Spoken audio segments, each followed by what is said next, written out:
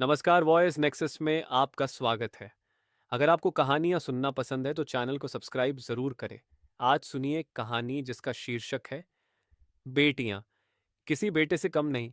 अपनी प्लेट में दो तरह की आइसक्रीम का मजा लेती सुनीता ने अपने देवर विनोद को कहा, क्या देवर जी तीसरी बेटी होने पे कौन पार्टी देता है? अब तो दहेज के पैसे जुटाना शुरू कर दो। अपनी भाभी के प्लेट को देख हंसते हुए विनोद ने कहा, अरे भाभी, आप क्यों चिंता करती है? घर में खुशी आई थी तो सबके साथ बांट लिया और फिर बेटियां तो अपना भाग्य लेकर आती है। अपने देवर की बात सुन सुनीता मुस्कुरा के रह गई, जबकि असल में दिल खुशी से झूम रहा था। देवर के घर तीसरी बेटी का जन्म जो हुआ था, खुद सुनीता के दो बेटे थे और इस बात का खूब घमंड रखती। 2-3 दिन में सारे मेहमान चले गए। अब घर पे थे तो विनोद, रुचि और तीनों बेटियां, मानवी, अंकिता और तीसरी बेटी जिसका नाम सबने प्रीति रखा। समय अपनी रफ्तार से चल रहा था। बच्चियों एक से बरहच कर एक थी, चाहे पढ़ाई हो या घर में माँ की मदद करना। घर की दीवारें बेटियों की बनाई खूबसूरत पेंटिंग से सजती और अलमारियां उनके जीते मेडल और ट्रॉफी से। तीनों बेटियों की किलकारी और हंसी से विनोद और रुचि का घर गुलजार रहता। सुनीता कोई मौका नहीं छोड़ती रुचि को एहसास दिलाने का कि वो बेटियों की माँ है। देख रुचि, चाहे जितने इनाम जीत ले, ये लड्डू पर दहेज तो फिर भी लगेगा जोतना शुरू किया कि नहीं। रुचि अपनी जेठानी के बातों से जब घबरा जाती तब विनोद समझाता, बेटियां अपना भाग्य लेकर आई है रुचि, हमें तो बस उन्हें सही राह दिखानी है। फिर देखना, किसी बेटे वालों से कम सुख हमें नहीं देंगी हमारी ये तीनों बेटियां। जब कोई पूछता, क्या विनोद जी कब तक किराए के मकान में रहेंगे, अपना घर नहीं बनवाना क्या?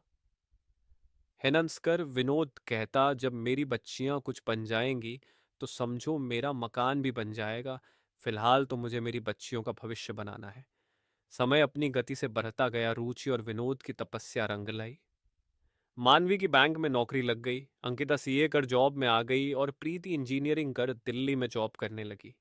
बड़ी मम्मी, कल माँ पापा की एनिवर्सरी की एक छोटी सी पार्टी रखी है, आप सब समय से आ जाना।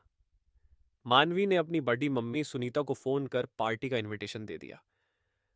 सारी तैयारियां तीनों बहनों ने बहुत मन से की थी। शहर के सबसे अच्छे होटल में पार्टी हॉल बुक था। खाने की मेनू में सारी चीजें चुन चुन कर तीनों ने रखा था। और माँ पापा का गिफ्ट, वो तो एक सरप्राइज था सबके लिए। पार्टी वाले दिन सुबह सुबह प्रीति भी दिल्ली से आ गई।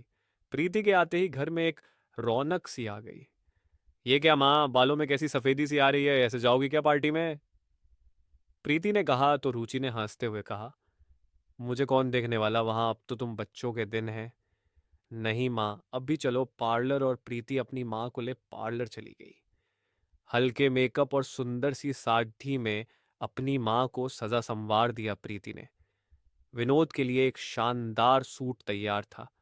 सूट को देख आंखें झलक उठी विनोद की। शाम होते हैं सब तैयार हो हॉल की ओर निकल पड़ते थे। मेहमानों से हॉल भर गया। सबकी बधाइयां स्वीकार कर रुचि और विनोद ने एक दूसरे को माला पहनाया और केक काट एक दूसरे को खिलाया। सब विनोद और रुचि के भाग्य को सराह रहे थे। सुनीता भी आई थी पार्टी में अपने पति और दोनों बेटों के साथ। पार्टी की भव्य तैयारी देख सुनीता जलन से भर उठी। आज एहसास हो रहा था कि देवर की बेटियां होकर भी जो सुख ये लद्दकियां अपने माता पिता को दे रही थीं, वो उसके लाडलों ने ना कभी दी थी और ना ही कभी देते। तभी प्रीति ने माइक ले अनाउंस किया, नमस्कार सभी को, आप सब हमारे बुलाने पे आए, आप सभी का बहुत बहुत शुक्रिया। अब समय है मेरे पापा माँ के गिफ्ट का, जो हम तीनों बहनों ने अपने माँ पापा को दिया है, लेकिन इसके लिए बाहर लॉन में चले सब। ये क्या है प्रीति? जब विनोद ने धीरे से प्रीति से पूछा तो हंसते हुए मानवी ने कहा, आप बस चले पापा और खुद देख ले। तीनों बहनें आंखों ही आंखों में इशारे कर नंस रही थी। सारे मेहमान कौतूहल से बाहर आए। लॉन में एक चमचमाती नई कार खड़ी थी। सारे मेहमान तालियां बजाने लगे। वाह भाई वाह, बेटियां हो तो ऐसी। पापा, अब आपके स्कूटर का मजा तो ये नहीं दे सकती, पर अब हम सब एक साथ स्कूटर पे बैठ भी तो नहीं सकते, इसलिए आज से इसकी सवारी होगी। सारे मेहमान अंकिता की बात सुने नंस पड़े थे। रुचि और विनोद की आंखों में खुशी के आंसू थे और सिर गर्व से ऊंचा। सबने खूब बधाई दी और पार्टी का लुत्फ उठाया। सुनीता भी गई बधाई देने। बधाई हो देवर जी, बेटियों ने नई गाड़ी दी, और क्या चाहिए? सच कहा भाभी, और क्या चाहिए मुझे जब ऐसे बच्चे हो तो। मैंने कहा था ना, बेटियां खुद अपना भाग्य बनाती है। यहाँ तो इन तीनों ने मेरा भाग्य भी बदल दिया। देखिए तो कैसे मुझे स्कूटर से उठा कार में बिठा दिया। अपने देवर की बात सुन सुनीता ने अपने नालायक जवान बेटों को देखा, जो आइसक्रीम के मजे लेने में व्यस्त थे। आज बेटों की मां होने का दंभ टूट गया था सुनीता का। बेटियां किसी बेटे से कम नहीं होती, बस थोड़ा प्यार और साथ हो तो बेटियां वो कर जाती हैं जो कई बेटे वालों के भाग्य में भी नहीं होता। अगर आपको कहानियां सुनना पसंद है तो चैनल को सब्सक्राइब जरूर करें, वीडियो को लाइक एवं कमेंट करें, अपना सुझाव दें। धन्यवाद।